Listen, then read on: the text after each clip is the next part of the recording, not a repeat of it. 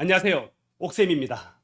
여러분들, 모의고사, 학교 영어 시험 대비를 완벽하게 준비할 수 있는 비법을 알려드리도록 하겠습니다.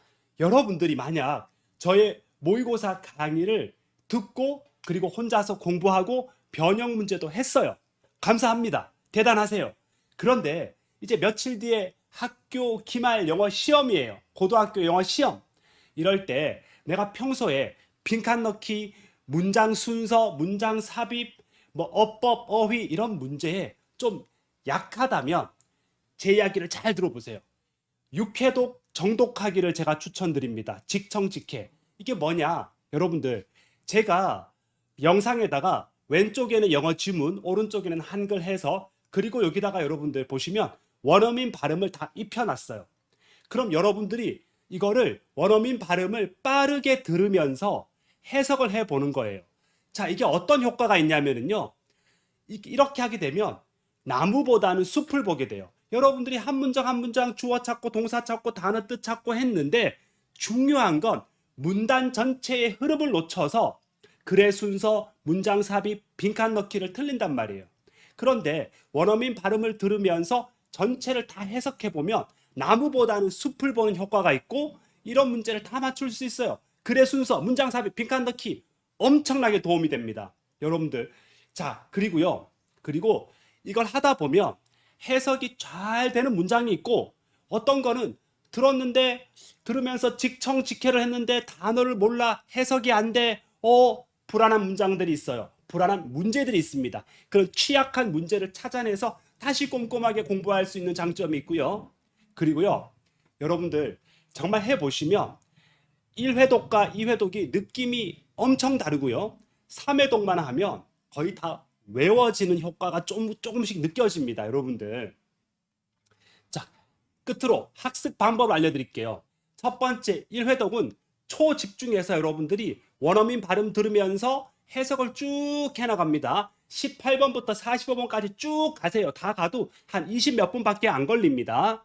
물론 중간에 너무 이해가 안 되면 멈추고 조금 이제 생각을 하고 진행해도 괜찮아요. 그리고 2회독에는 여러분들이 영상을 틀어놓고 그 무음 처리하세요. 무음 처리하시고 여러분들이 직접 소리 내어서 읽으세요. 1회독은 어떻게 한다? 직청직해. 2회독은 여러분들이 낭독하고 해석해보고요. 또 3회독 어떻게 합니까? 3회독은 다시 배속을 1.5배속, 2배속으로 늘려서 소리를 들으면서 또 하고요. 그 다음날 하면 좋겠죠. 하루 뒤에. 그리고 4회독 할 때는 또 낭독하고 5회독 직청직해, 6회독 낭독. 제가 추천하는 방법으로 해보십시오. 여러분들. 아마 학교 영어 시험이 이렇게 쉬웠나? 정말 여러분들 깜짝 놀라실 겁니다. 그럼 지금부터 모의고사 6회독을 저와 함께 시작해 보겠습니다. 18. Dear Professor Sanchez, my name is Ellis White, and I'm the director of the Alexandria Science Museum. We are holding a chemistry fair for local middle school students on Saturday, October 28th. The goal of the fair is to encourage them to be interested in science through guided experiments. We are looking for college students who can help with the experiments during the event. I am contacting you to ask you to recommend some students from the chemistry department at your college who you think are qualified for this job. With their help, I'm sure the participants will have a great experience. I look forward to hearing from you soon. Sincerely, Ellis White, 19. Greg and I had been rock climbing since sunrise and had had no problems. So we took a risk. Look, the first bolt is right there. I can definitely climb out to it. Piece of cake, I persuaded Greg, minutes before I found myself pinned. It wasn't a piece of cake. The rock was deceptively barren of handholds. I clumsily moved back and forth across the cliff face and ended up with nowhere to go, but down. The bolt that would save my life, if I could get to it, was about 2 feet above my reach. My arms trembled from exhaustion. I looked at Greg. My body froze with fright from my neck down to my toes. Our rope was tied between us. If I fell, he would fall with me. 20. We are always teaching our children something by our words and our actions. They learn from seeing. They learn from hearing and from overhearing. Children share the values of their parents about the most important things in life. Our priorities and principles and our examples of good behavior can teach our children to take the high road when other roads look tempting. Remember that children do not learn the values that make up strong character simply by being told about them. They learn by seeing the people around them act on and uphold those values in their daily lives. Therefore, show your child good examples of life by your action. In our daily lives, we can show our children that we respect others. We can show them our compassion and concern when others are suffering, and our own self-discipline, courage and honesty as we make difficult decisions.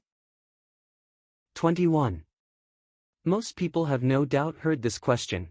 If a tree falls in the forest and there is no one there to hear it fall, does it make a sound? The correct answer is no. Sound is more than pressure waves, and indeed there can be no sound without a hearer. And similarly, scientific communication is a two-way process. Just as a signal of any kind is useless unless it is perceived, a published scientific paper, signal, is useless unless it is both received and understood by its intended audience. Thus we can restate the axiom of science as follows: a scientific experiment is not complete until the results have been published and understood. Publication is no more than pressure waves unless the published paper is understood. Too many scientific papers fall silently in the woods. 22. We all negotiate every day, whether we realize it or not. Yet few people ever learn how to negotiate. Those who do usually learn the traditional, win-lose negotiating style rather than an approach that is likely to result in a win-win agreement. This old-school, adversarial approach may be useful in a one-off negotiation where you will probably not deal with that person again. However, such transactions are becoming increasingly rare, because most of us deal with the same people repeatedly: our spouses and children, our friends and colleagues, our customers and clients. In view of this, it's essential to achieve successful results for ourselves and maintain a healthy relationship with our negotiating partners at the same time. In today's interdependent world of business partnerships and long-term relationships, a win-win outcome is fast becoming the only acceptable result. 23. The interaction of workers from different cultural backgrounds with the host population might increase productivity due to positive externalities like knowledge spillovers. This is only an advantage up to a certain degree. When the variety of backgrounds is too large, fractionalization may cause excessive transaction costs for communication, which may lower productivity. Diversity not only impacts the labor market, but may also affect the quality of life in a location. A tolerant native population may value a multicultural city or region because of an increase in the range of available goods and services. On the other hand, diversity could be perceived as an unattractive feature if natives perceive it as a distortion of what they consider to be their national identity. They might even discriminate against other ethnic groups, and they might fear that social conflicts between different foreign nationalities are imported into their own neighborhood.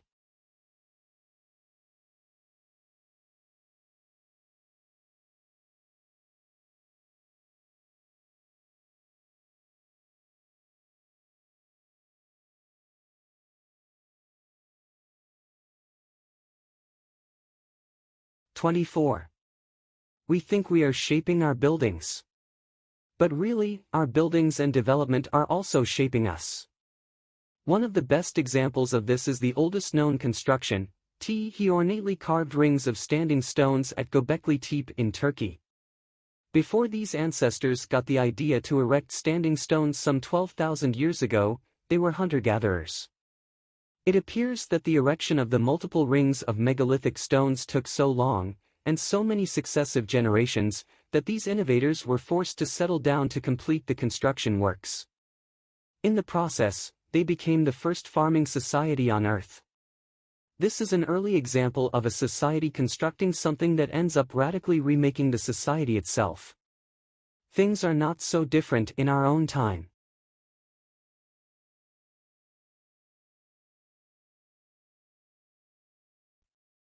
(26) American jazz pianist Bill Evans was born in New Jersey in 1929. His early training was in classical music. At the age of 6, he began receiving piano lessons, later adding flute and violin. He earned bachelor's degrees in piano and music education from Southeastern Louisiana College in 1950. He went on to serve in the Army from 1951 to 1954 and played flute in the 5th Army Band.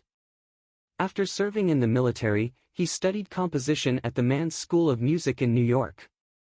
Composer George Russell admired his playing and hired Evans to record and perform his compositions. Evans became famous for recordings made from the late 1950s through the 1960s. He won his first Grammy Award in 1964 for his album Conversations with Myself. Evans' expressive piano works and his unique harmonic approach inspired a whole generation of musicians.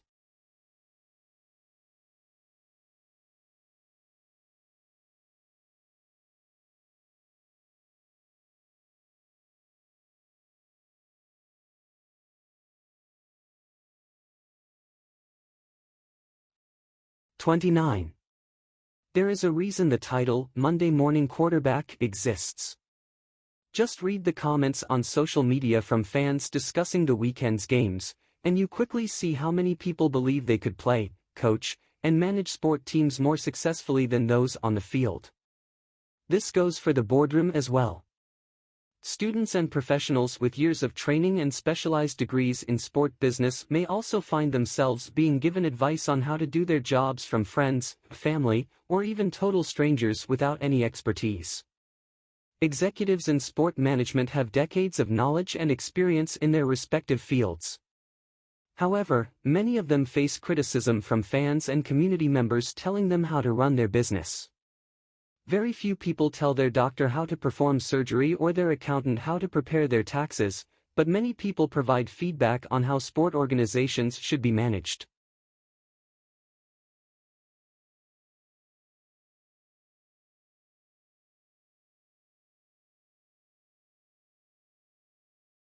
(30) While moving is difficult for everyone, it is particularly stressful for children.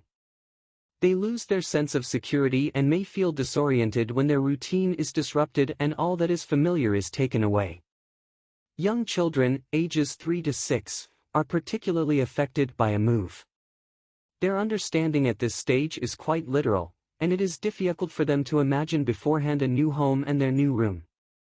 Young children may have worries such as, will I still be me in the new place, and will my toys and bed come with us? It is important to establish a balance between validating children's past experiences and focusing on helping them adjust to the new place.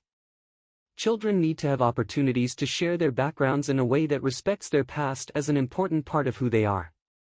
This contributes to building a sense of community, which is essential for all children, especially those in transition.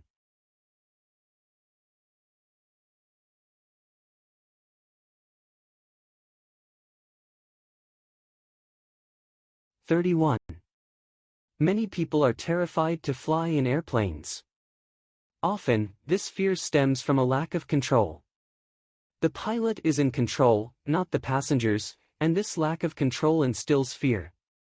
Many potential passengers are so afraid they choose to drive great distances to get to a destination instead of flying.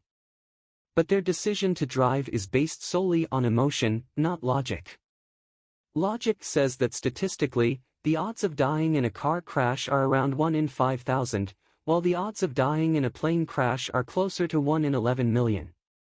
If you're going to take a risk, especially one that could possibly involve your well-being, wouldn't you want the odds in your favor?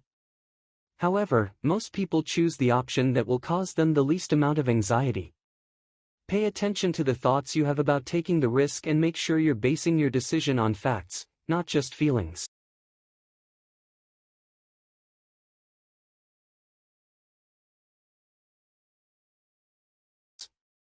(32) The famous primatologist Franz de Waal, of Emory University, says humans downplay similarities between us and other animals as a way of maintaining our spot at the top of our imaginary ladder. Scientists, de Waal points out, can be some of the worst offenders, employing technical language to distance the other animals from us. They call kissing, in chimps, mouth-to-mouth contact. They call friends, between primates, favorite affiliation partners. They interpret evidence showing that crows and chimps can make tools as being somehow qualitatively different from the kind of toolmaking said to define humanity. If an animal can beat us at a cognitive task, Like how certain bird species can remember the precise locations of thousands of seeds, they write it off as instinct, not intelligence. This and so many more tricks of language are what Duvall has termed linguistic castration. The way we use our tongues to disempower animals, the way we invent words to maintain our spot at the top.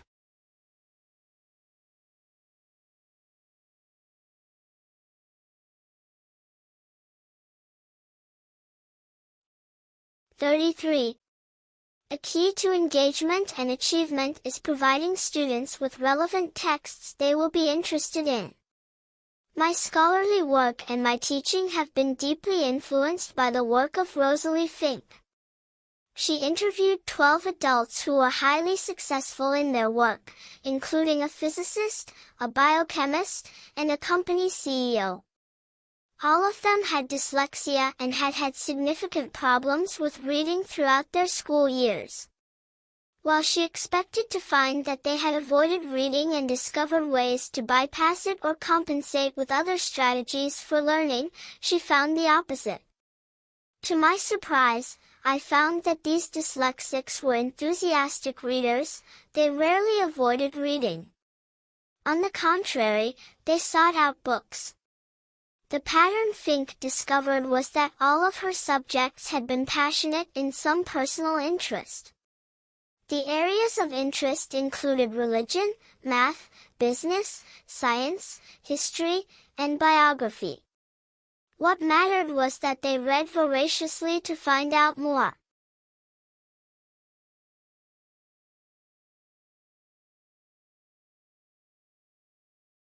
(34) For many people, ability refers to intellectual competence, so they want everything they do to reflect how smart they are, writing a brilliant legal brief, getting the highest grade on a test, writing elegant computer code, saying something exceptionally wise or witty in a conversation. You could also define ability in terms of a particular skill or talent, such as how well one plays the piano, learns a language, or serves a tennis ball. Some people focus on their ability to be attractive, entertaining, up on the latest trends, or to have the newest gadgets. However ability may be defined, a problem occurs when it is the sole determinant of one's self-worth. The performance becomes the only measure of the person, nothing else is taken into account. An outstanding performance means an outstanding person, an average performance means an average person. Period. 35.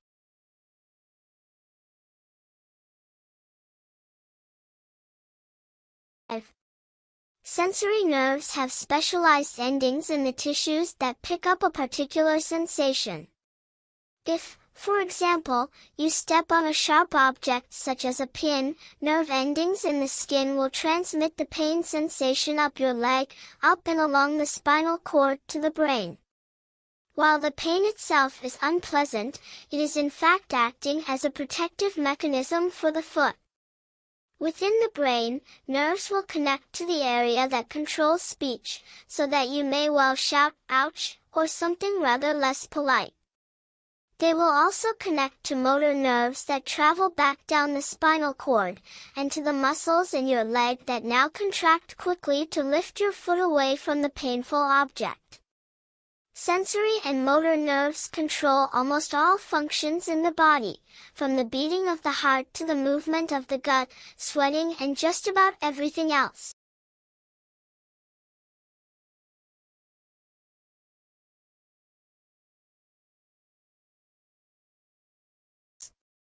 (36) Maybe you've heard this joke, how do you eat an elephant? The answer is, one bite at a time. So, how do you build the earth? That's simple, too, one atom at a time. Atoms are the basic building blocks of crystals, and since all rocks are made up of crystals, the more you know about atoms, the better. Crystals come in a variety of shapes that scientists call habits. Common crystal habits include squares, triangles, and six-sided hexagons. Usually crystals form when liquids cool, such as when you create ice cubes. Many times, crystals form in ways that do not allow for perfect shapes. If conditions are too cold, too hot, or there isn't enough source material, they can form strange, twisted shapes. But when conditions are right, we see beautiful displays. Usually, this involves a slow, steady environment where the individual atoms have plenty of time to join and fit perfectly into what's known as the crystal lattice. This is the basic structure of atoms that is seen time after time.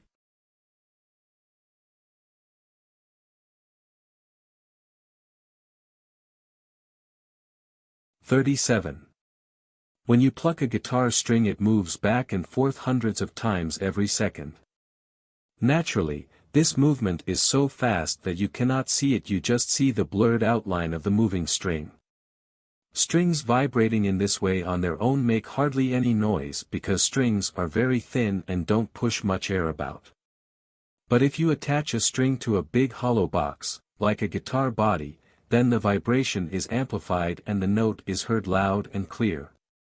The vibration of the string is passed on to the wooden panels of the guitar body, which vibrate back and forth at the same rate as the string. The vibration of the wood creates more powerful waves in the air pressure, which travel away from the guitar. When the waves reach your eardrums, they flex in and out the same number of times a second as the original string.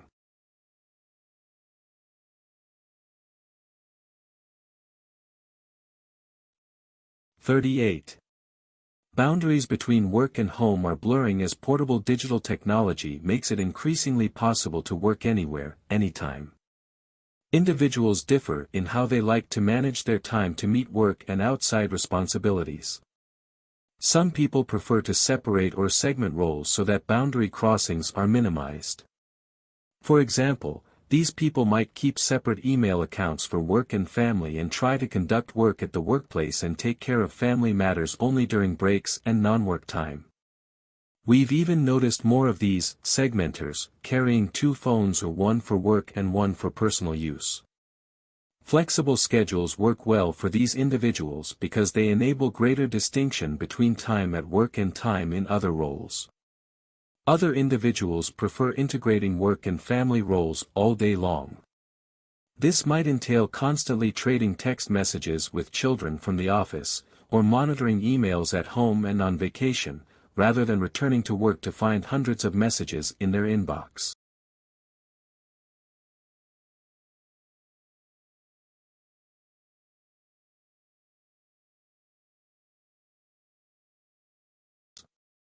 (39) A complementary good is a product that is often consumed alongside another product. For example, popcorn is a complementary good to a movie, while a travel pillow is a complementary good for a long plane journey. When the popularity of one product increases, the sales of its complementary good also increase. By producing goods that complement other products that are already, or about to be, popular, you can ensure a steady stream of demand for your product. Some products enjoy perfect complementary status; they have to be consumed together, such as a lamp and a light bulb. However, do not assume that a product is perfectly complementary, as customers may not be completely locked into the product. For example, although motorists may seem required to purchase gasoline to run their cars, they can switch to electric cars.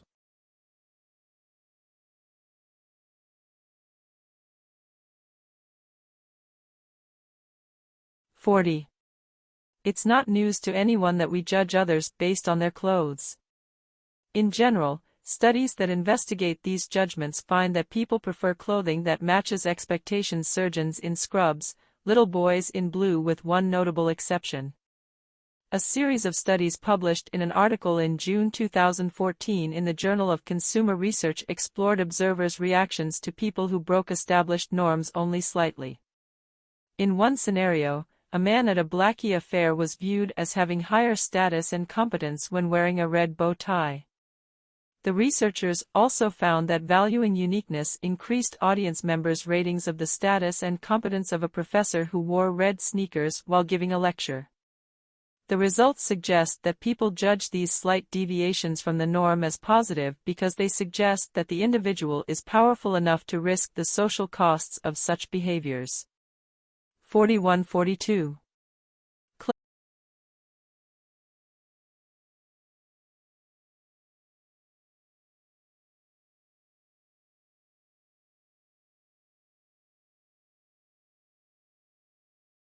Claims that local food production cut greenhouse gas emissions by reducing the burning of transportation fuel are usually not well-founded.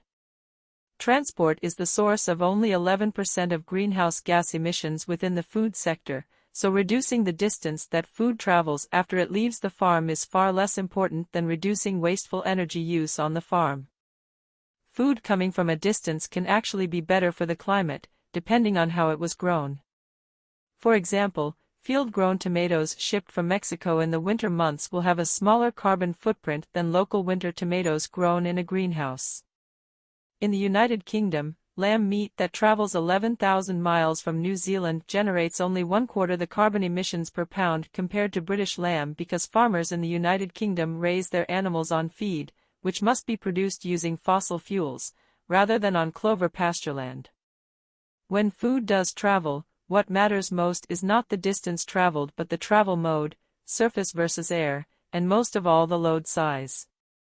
Bulk loads of food can travel halfway around the world by ocean freight with a smaller carbon footprint, per pound delivered, than foods traveling just a short distance but in much smaller loads.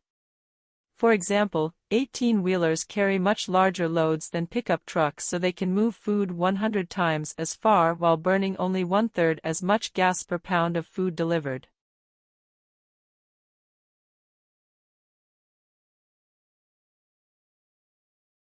(43-45).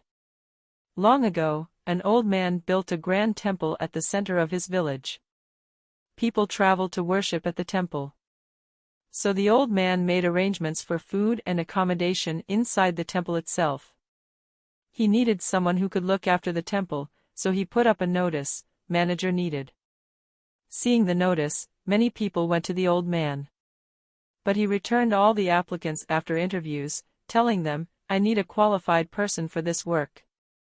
The old man would sit on the roof of his house every morning, watching people go through the temple doors. One day, he saw a young man come to the temple. When that young man left the temple, the old man called him and asked, "Will you take care of this temple?" The young man was surprised by the offer and replied, "I have no experience caring for a temple. I'm not even educated." The old man smiled and said, "I don't want any educated man. I want a qualified person." Confused, the young man asked, "But why do you consider me a qualified person?" The old man replied, "I buried a brick on the path to the temple. I watched for many days as people tripped over that brick. No one thought to remove it. But you dug up that brick." The young man said, "I haven't done anything great. It's the duty of every human being to think about others. I only did my duty." The old man smiled and said, "Only people who know their duty and perform it are qualified people."